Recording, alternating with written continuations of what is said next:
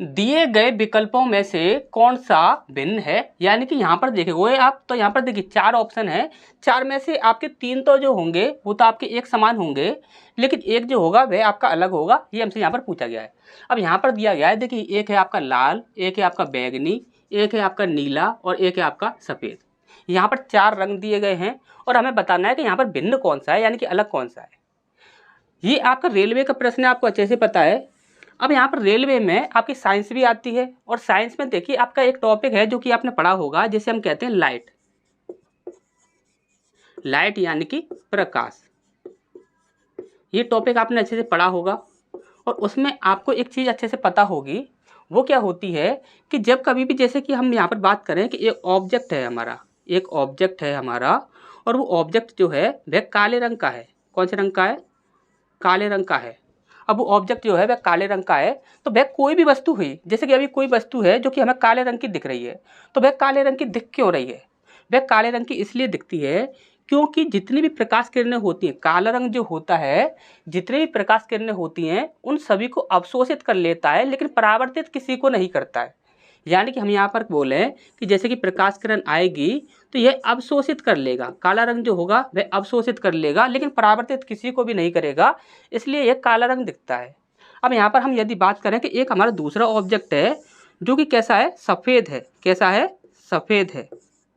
अब यहाँ पर ये आपका सफ़ेद ऑब्जेक्ट है, तो ये सफ़ेद दिख क्यों रहा है? जैसे कि हमारा ये एक वाइट बोर्ड है, तो ये आपको सफ़ेद दिख रहा है, तो ये सफ़ेद दिख क्यों रहा है?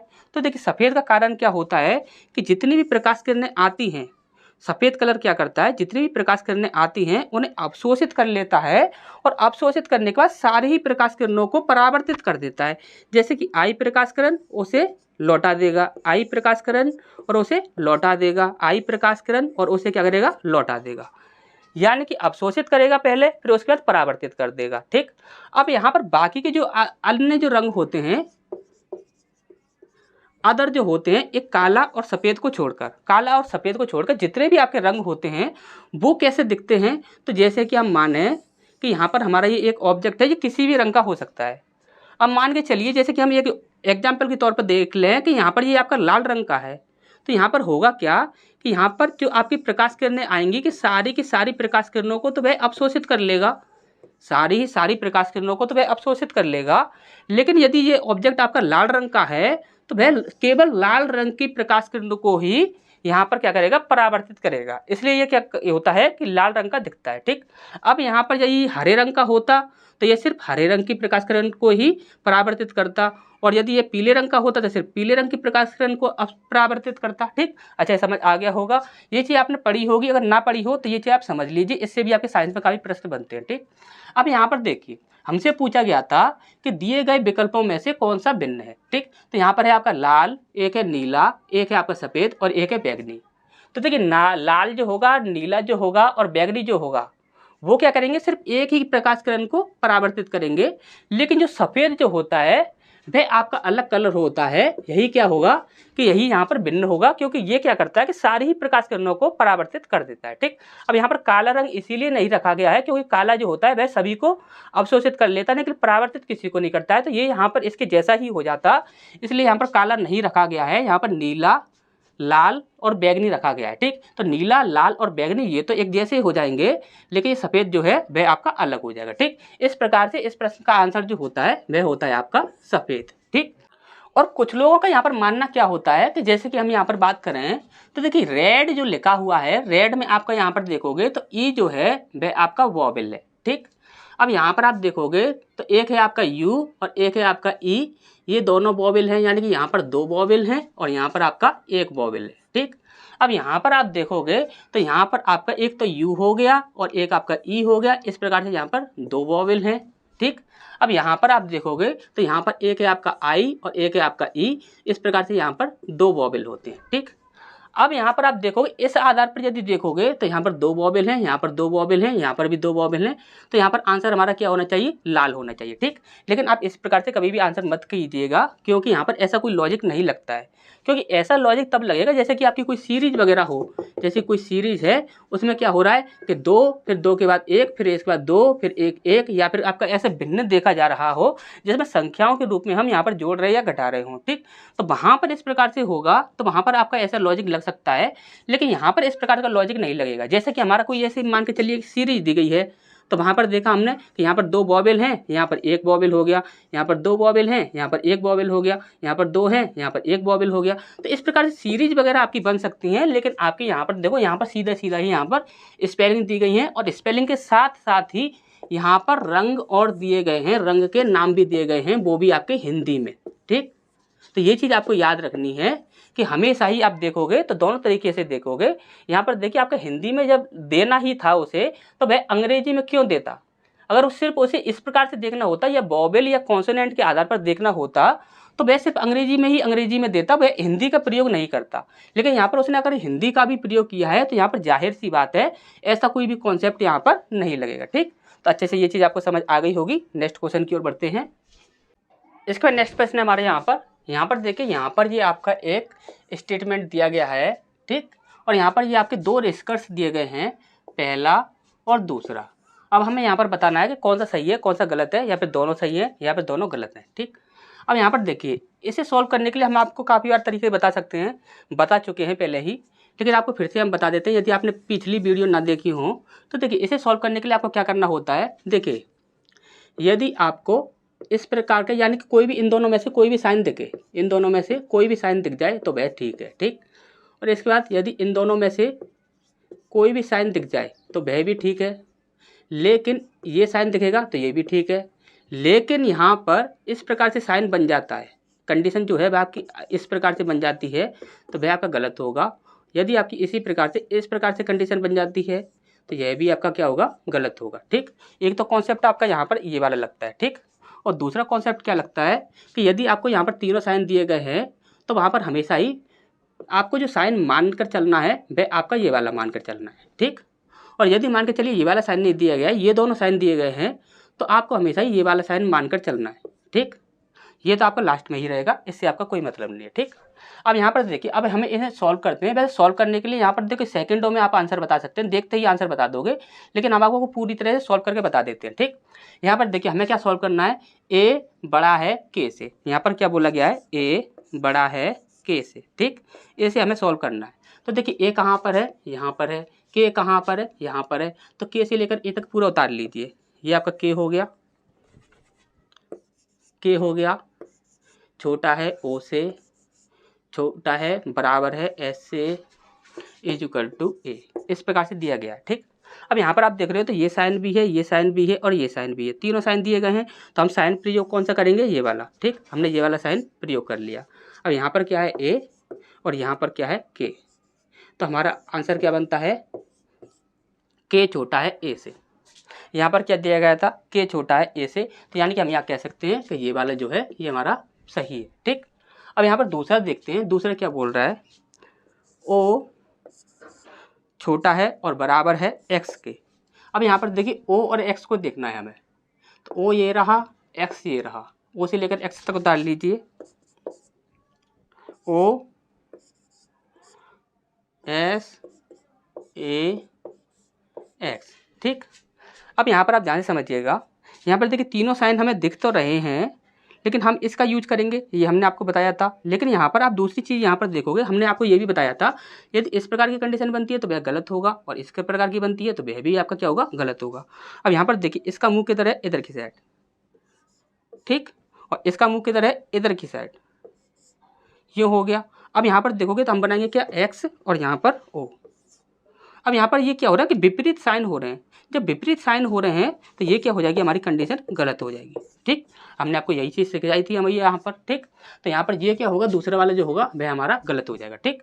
देखिए, आप देखते ही वैसे भी पहचान सकते हैं, जैसे कि हमसे यहाँ पर बोला गया था ए बड़ा है के से। तो देखिए, ए से यहाँ पर इधर की साइड चलिए, क्योंकि के इधर है, तो देखिए ए इधर आ गए, यानी के जो है वह छोटा है ए से। ठीक, बन गया आपका। यहाँ पर आप देखते ही पता लगा सकते हो, क्योंकि यहाँ पर देखिए ये साइन दिख रहा है, ये साइन दिख रहा है, ये साइन दिख रहा है, तो आप इस साइन का प्रयोग कर लोगे और यहाँ पर ए रखा, यहाँ पर के रखा, हमारा बन गया के छोटा है ए से। ठीक, अच्छा समझ आ गया होगा। तो यहाँ पर देखिए हमारा पहला जो है वही सही है, दूसरा जो है वह गलत है। ठीक, तो केवल निष्कर्ष एक सही है, तो यही हमारा सही आंसर हो जाएगा। ठीक, अच्छा समझ आ गया होगा। नेक्स्ट क्वेश्चन की ओर बढ़ते हैं।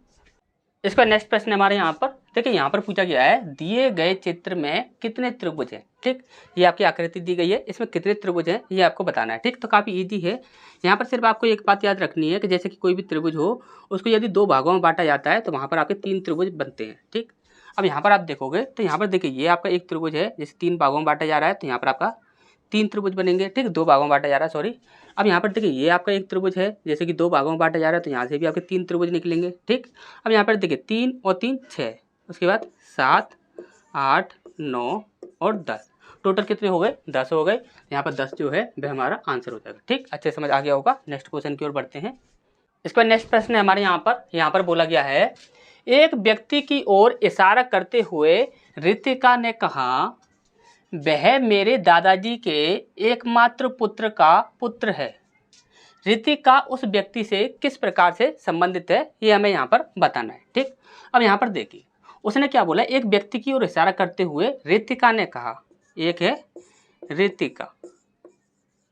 अब ऋतिका ने क्या कहा, तो ऋतिका ने कहा वह मेरे दादाजी के, दादाजी कौन होंगे, यानी कि पिता, इसके जो पिता होंगे, पिता के भी जो पिता होंगे वह होंगे आपके दादाजी। ठीक, ऋतिका के दादाजी जी हो जाएंगे, क्योंकि ये क्या होने इसके पिता के पिता है। ठीक, मेरे दादाजी के एकमात्र पुत्र, एकमात्र पुत्र ये हो गए इसके पिता, एकमात्र पुत्र का पुत्र है।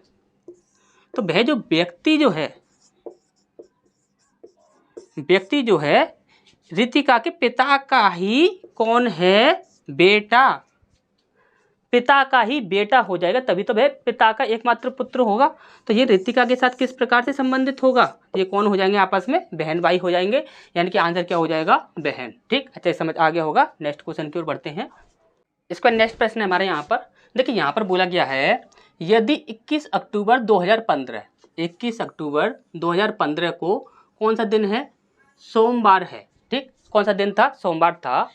तो 23 जनवरी 2018 को कौन सा दिन होगा, यहाँ पर पूछा गया है 23 जनवरी 2018 को कौन सा दिन था, ये हमसे यहाँ पर पूछा गया। ठीक, तो देखिए काफ़ी इजी है, आपको देखिए करना क्या है, ध्यान से समझिएगा, एक बार में आपको अच्छे से समझ आ जाएगा। जैसे कि हम यहाँ पर बोले हैं कि ये है आपका 21 अक्टूबर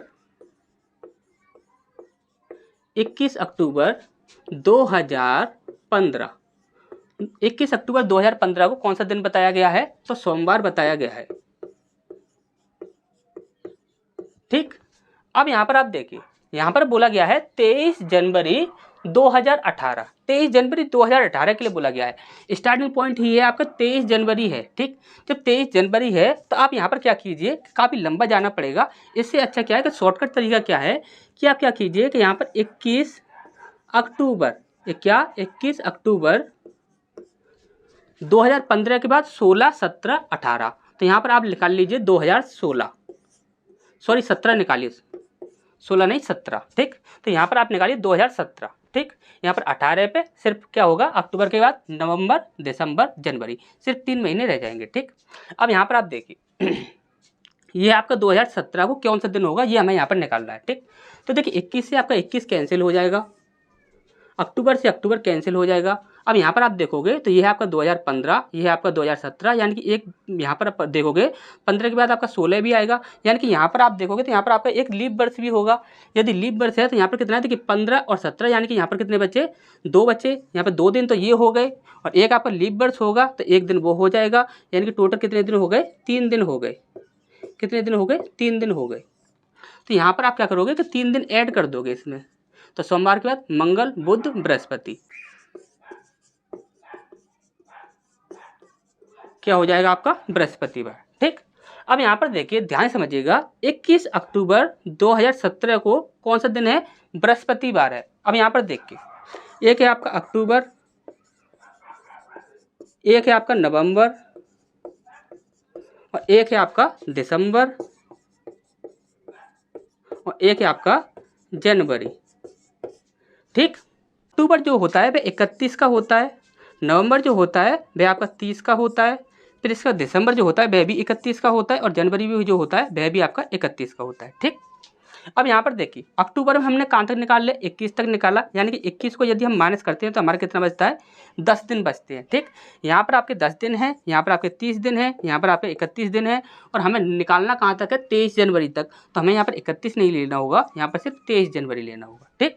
इतनी सी बात आपको अच्छे समझ आ गई होगी। अब यहाँ पर देखोगे 30 और 30 60, 70 80, 80 और 10 90, 90 और यहाँ पर 3 और 1 4, यानी कि हो जाएगा आपका 94।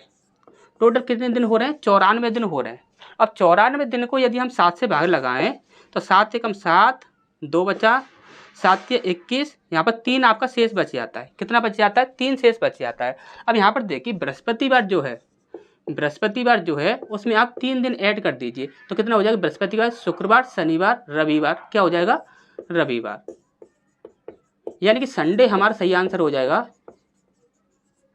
ठीक। अच्छे समझ आ गया होगा, तो रविवार हमारे यहाँ पर आंसर हो जाएगा। ठीक। अच्छे समझ आ गया होगा। नेक्स्ट क्वेश्चन की ओर बढ़ते हैं।